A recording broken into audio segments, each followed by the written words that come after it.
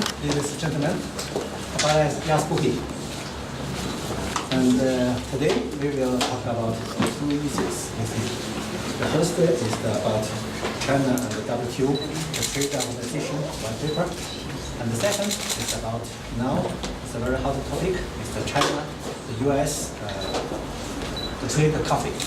Yes, and first I would like to give you a brief introduction about the white paper. China acceded to the WTO actually 17 years ago. Since then, China has been a strong advocate for the free trade.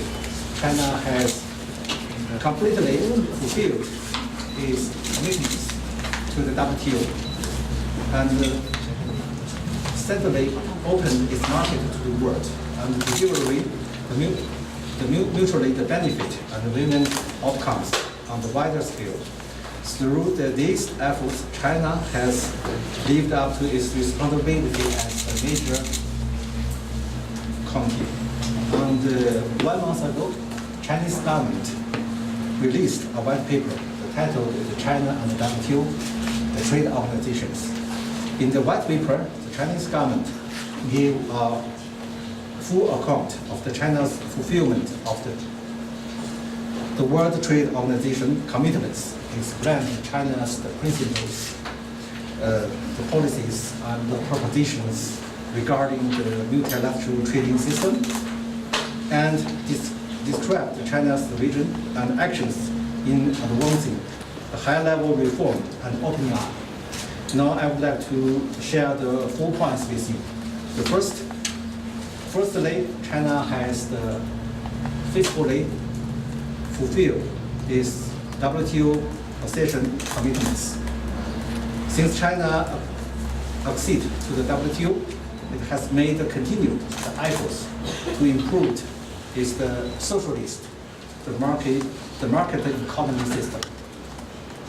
Further aligned is the policies with the multilateral trade rules in all areas, honored its commitments on the opening trade in the goods and service, and strengthened the IPR protection. Remarkable improvements have been made in enhancing the stability, transparency, and the predictability of its opening up the policy. China has contributed significantly to the effective operation of the mutual trade system. Secondly, China firmly supports the multilateral trading system.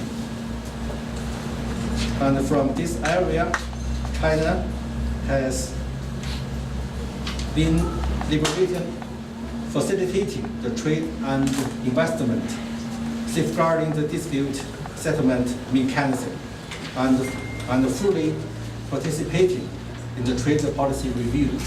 China has also called on the WTO to focus more on concerns of the developing countries, opposed the unilateralism and the protectionism, upheld the authority of the multilateral trading system, and made the constant efforts with the other members in supporting the WTO to play a greater role in economic globalization. Thirdly, China pursues a mutually benefit opening up strategy, uphold the WTO's principle of free trade, and has lived up its responsibility as the major country in the process of opening up. From the WTO accession in 2001 to the Belt and Road Initiative in 2013, China has embraced the world with the open arms and made a significant contribution to promoting the international trade and increased the global well-being and become a key anchor and driver for the world economies. Last but not least,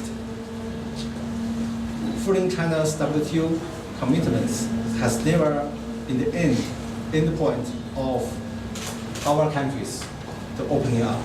In the future, China will take the steps to promote the balanced developments of the trade, to facilitate the international trade, and to widen the market success for the foreign investment, to create a favorable and orderly business environment. Looking back at China's accession to the WTO for the 17 years, China's the total amount of the foreign trade has grown significantly from the 500 billion US dollars in 2001 and to the 4.3 trillion in the 2017. The annual GDP, the growth rate remains at a very fast speed. With the growth, the race, the ranking the first among all economic powers. Since the 2002, China's contribution to the global economic growth has approached the 30% on average. The Chinese economy has become a major engine for the global economic recovery of the growth. Looking ahead, no matter how the unilateralism and protectionism make waves, China commits itself to opening up wider and the deeper to promote the common development across the world, providing the other countries with the more opportunities to share the benefit of the China's development.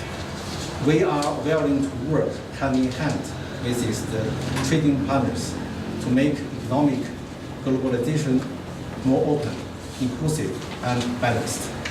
Okay, this is about the brief of the China and the WTO white paper. The second part, I would like to share some of the opinions about the U.S. and the China the trade conflict. And recently, I think all the world media concerned about the first economic unity and the second the world economic unity have carried out. Somebody say it's a trade war. Actually, this trade war influenced not only these two countries, but also the world economy, the process. Up to now, we have no result, but China actually have not refused any negotiate with the partner, with the trade partners to resolve these disputes. The beginning of the trade conflict, I think, is up to the United States. The U.S., according to its domestic law, this law I will give you a brief introduction later, to impose the extra tariff to the Chinese products, and the China had to do something to take back.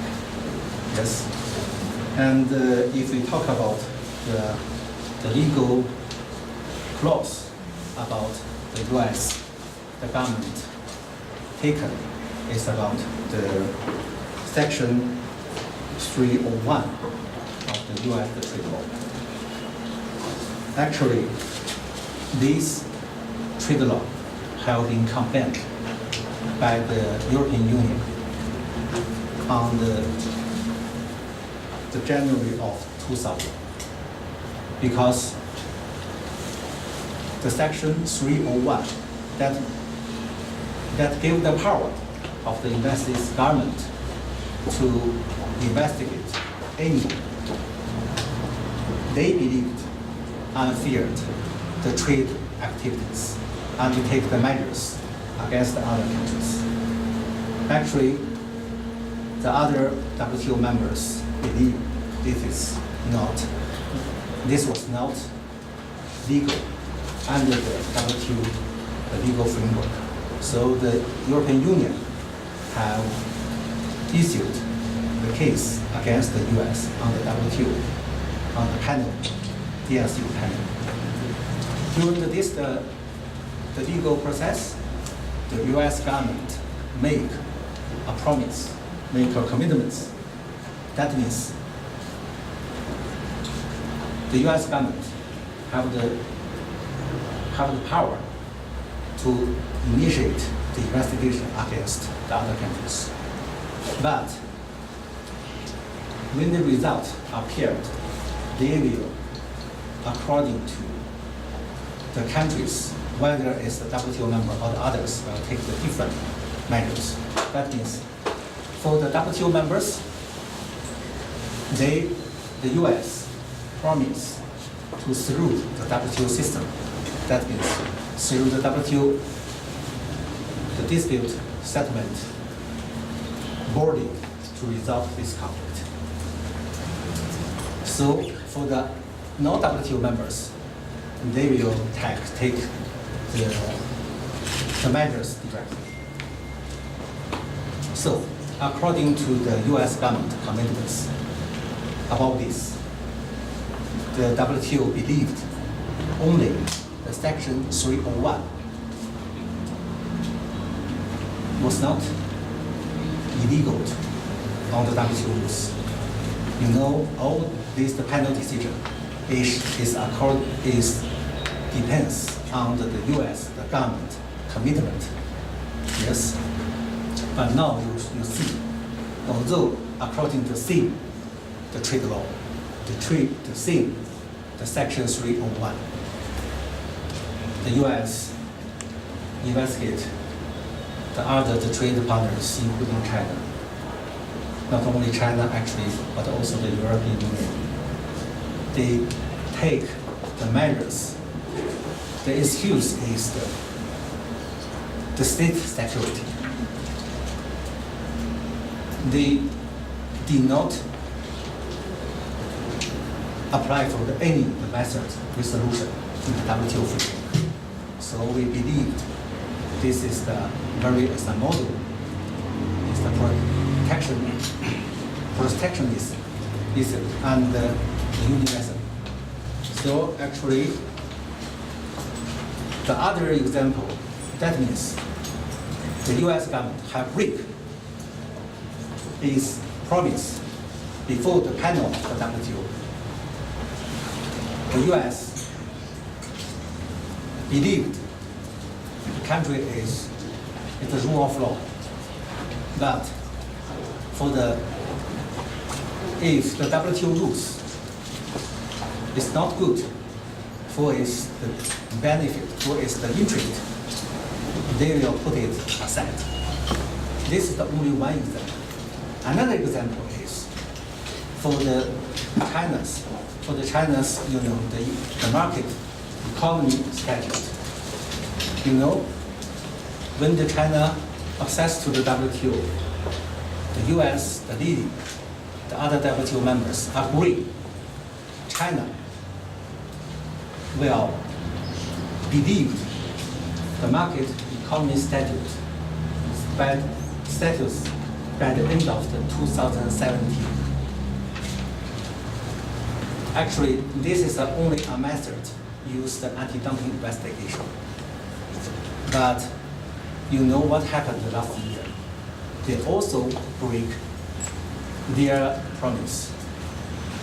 They believe China still a non-market economy, so they do not follow his commitments to China. Yes, in the British law, we have a very special word. It's about estoppel. Estoppel means you must follow your promise. But the US, on the international area, break their promise several times. So I think this is the beginning. This is the beginning of the trade conflict. The US and China is although it's a big economic unity, there must be some the problem, the question to resolve between us. But if the US is the founder of the WTO, is the member of the WTO, China also is the member of the WTO. The US should resolve this question, resolve the problem with the China through the WTO the system. If the US believed some Chinese laws, regulations, policies are illegal with the WTO rules, they can go to the WTO. They can be for the panel to challenge any Chinese measures and policies. But we do not like these. They just like what they should do only by themselves.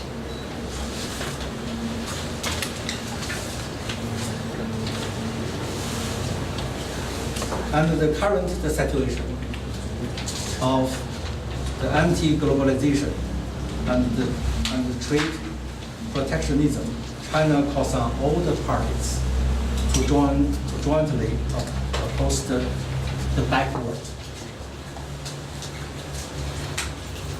obsolete, and inefficient the protectionism and unilateralism, regardless of the challenges in the external environment. China will continue to promote opening up, create a more attractive investment environment. China is willing to work with all the parties to firmly support economic globalization and safeguard the international trade system. Thank you. China has been the largest source of FDI for Kenya, and we are also the largest trading partner. And for the next few years, we will align our development strategies with Big Four. So apart from our engagement with the railway construction and with more other projects in infrastructure, we will encourage credible and qualified Chinese companies to make more investment in your agriculture, to ensure your food security, in your manufacturing, to help the capacity building in the country, and also to engage in the universal health. So there is really a lot for us to cooperate. And this year, it will be a very big year for our relations too. President will go to China in September and also meet with his old friend, Chinese President Xi Jinping. It will be the fourth meeting since 2013. And the discussions will focus on China and Kenya, how to cooperate for the benefit of two peoples.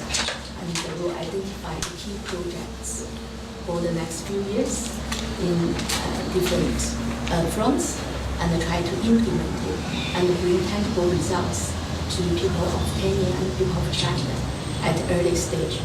Now recently, there are a number of reports on SGR, and I'm very happy to see that there are more and more balanced views on this project. At the end of the day, I should say SGR is a Kenyan railway, is your project. And what China is doing now is first to help you to construct SGR, and second, to help you to build up the whole system capacity building to finally operate this railway. And it might be not only one stretch of railway, but a network, not only in your country, but in the whole region. So it's important to understand the true meaning and the significance behind this railway. So far we have witnessed a very successful operation of SGR since it was commissioned last year. And there were figures released every day on the transportation of passengers and the cargo services.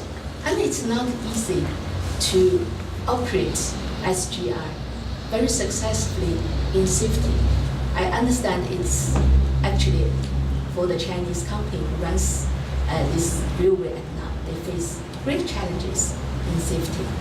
We need to ensure the safety, and there are many vandalizing things happening on the rail.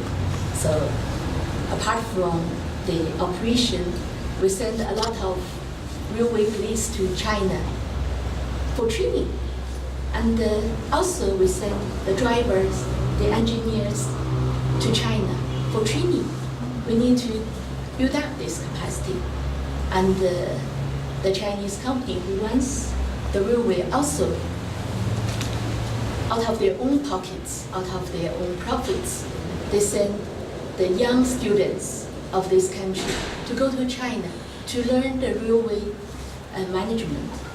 And it's not the short-term training, but it's the undergraduate and graduate studies. So in the future, you will truly have your professional people to build, to operate your own railway.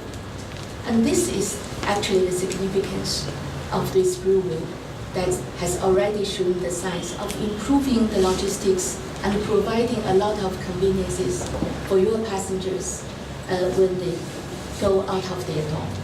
And I have already traveled on this rail. And I could see all the passengers, the smiles on their passengers, and it was amazing. And actually, as the Chinese ambassador, I was very, very proud of it, because I used to participate in the work of SGR, and now I saw the achievements, and I really feel I'm part of this SGR, and I really wish its success in the future. There are reports concerned about some management issues in the SGR. And I want to say that mainly those issues come out of the language barrier, the conflicts of culture, and it takes time for people to intermingle and promote that understanding. And I remember there are two small incidents mentioned by certain reports about Chinese people do not want to have more communication with Kenyan people. They do not want to eat at the same table, but it happened very, very individually, just in one station. And I can say that it would be difficult if people do not communicate with the same language, and you just let them sit together. This will be some problem. And there are other issues for some punishment. Actually, that is the teamwork. We always do that in our own system, and so there will be many, issues of communication and understanding. We think that when press shows their care to our cooperation, what we want is an objective angle of reporting the stories, so that the true information will be delivered to the general public. I think this is also the responsibility of the press. The press, of course, has the responsibility of holding the social justice, but the press has also the code of conduct in giving the truth to the general public, not advocate hatred, not to advocate confrontation. And also, you have the responsibility to spread the social positive energy. And if you look at internationally, many leaders of African countries, many scholars of your country and other African countries, they want a very, very embarrassed image of Africa. And that is what China asked for, a very embarrassed, not prejudiced image of China. We do not want you to say everything good of China. We do not say that we are not open to constructive criticisms. If you look at the development process of Africa for the past 40 years, we have run into many, many such kind of situations. But China has always accepted the very positive and constructive criticism and reform our own institutions and make our efforts to develop ourselves. So I wish that in the future, the Chinese embassy, our enterprises, and our people in Kenya will work together to create favorable conditions for our win-win cooperation. Thank you.